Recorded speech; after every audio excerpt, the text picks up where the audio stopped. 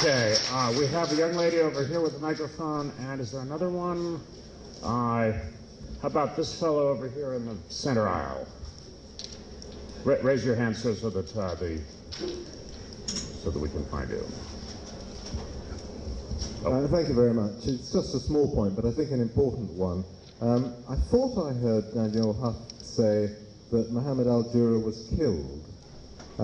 How then do you explain the fact that there were no wounds on his body and we see him peering through his fingers once he thinks the cameraman has finished filming?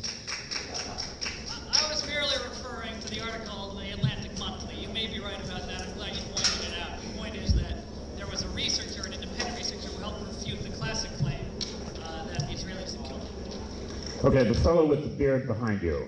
Yeah.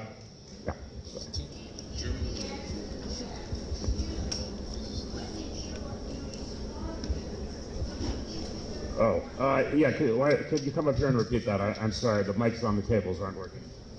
I'm glad he pointed that out. I don't know the details of it. I was relying on the statement in the Atlantic Monthly article to the effect that the boy had been killed. If he hadn't, all the better. The point is that you have an independent researcher and author who's working on these issues to try to defeat the claim that has been very detrimental to the Israeli government, and the government was not responding. They relied on this third party, and that's why we need to protect them from these types of predatory lawsuits.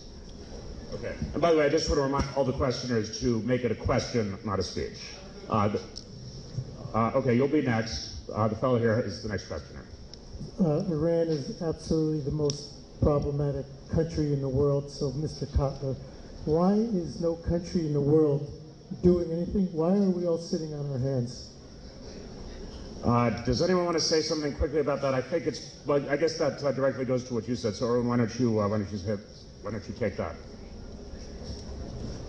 I think basically it comes down to an absence of political will and an absence of any commitment to do that, really what is legally obligatory. I'll just share with you one astonishing thing that makes me feel that politicians live in a legal bubble and get disconnected. In April 2004, I attended a meeting of G8 Ministers of Justice hosted here in Washington. The issue of Darfur was not on the agenda.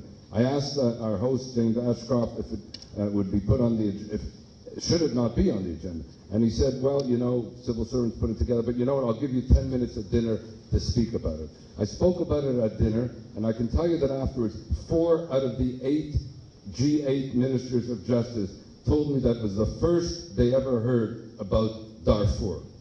And that is a shocking acknowledgement on their part.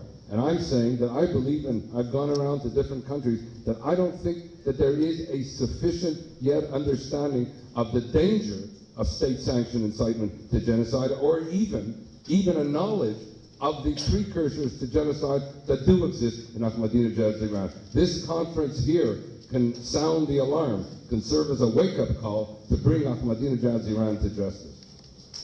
Thank you. Okay, so the gentleman standing in the front row here. I've studied the Quran I've read about 19, 20 times. I've also read Mein Kampf. And the Quran speaks about genocide, whereas Adolf Hitler's Mein Kampf never discusses the final solution.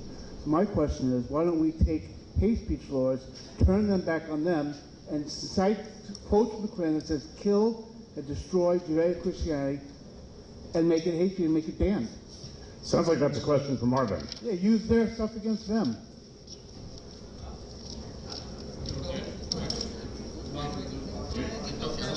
I mean, the Quran preaches genocide.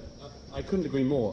One of the best ways, I've repeatedly pointed this out with anyone who believes in introducing further hate speech laws or blasphemy laws and so on, that I very much hope that, and indeed at the OIC's plans at the UN, I've repeatedly said the best thing that can be said to them to put them off their plan is to say that if you really are going to push such a law through the UN, the first thing will get banned is the Quran, because of its call for violence against, among other things, Hindus and our friends who are polytheists, as the Quran describes them. That's not a bad way to put the OIC off being quite so keen on that. If I can just quickly, the gentleman who asked why people aren't doing anything about Iran, this sort of neatly ties this in. One of the problems is that everyone is still fighting, in my opinion, everyone is still fighting a previous conflict.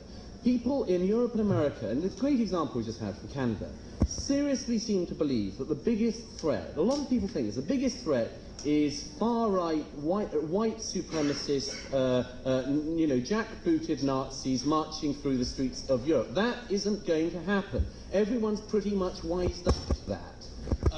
But when you have your instruments of state and your courts being tied up in pursuing a menace that was there before but has changed and is in a different situation this time, it means you don't deal with the problem now because you're too busy trying to imagine that you're going to deal with the same problem as last time. And this is exactly what happened in Weimar Germany. There were, my colleague referred earlier to Streicher and his Sturmer. Well, Streicher went to prison. It didn't do any good at all in stopping Adolf Hitler's rise. In fact, if the only way that you can expose hatred is by allowing people to say it and by knowing where you stand.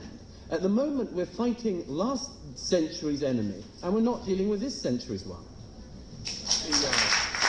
The argument about the Quran and hate speech is one that Geert Wilders has also made and has been accused, I don't know if formally or only informally, of hate speech for that statement. I'm wondering if Marvin or Erwin would like to take on the question.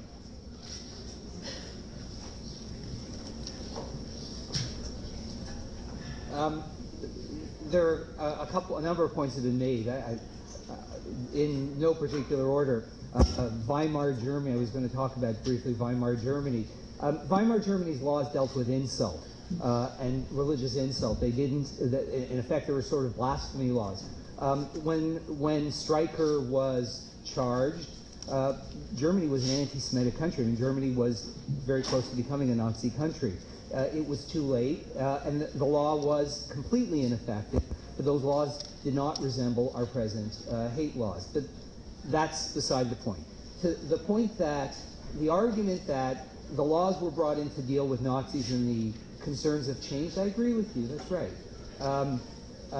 The concern now is not neo-Nazis.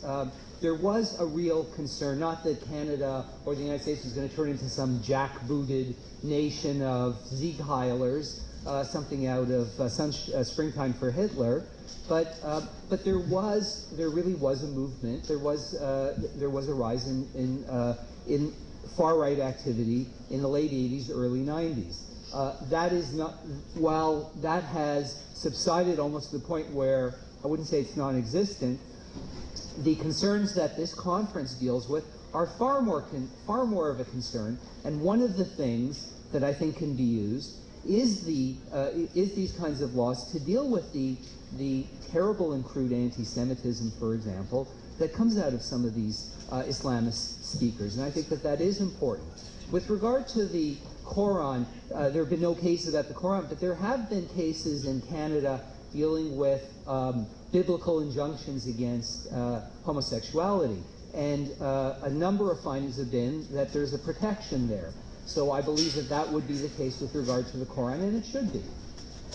Anyway, those are my responses.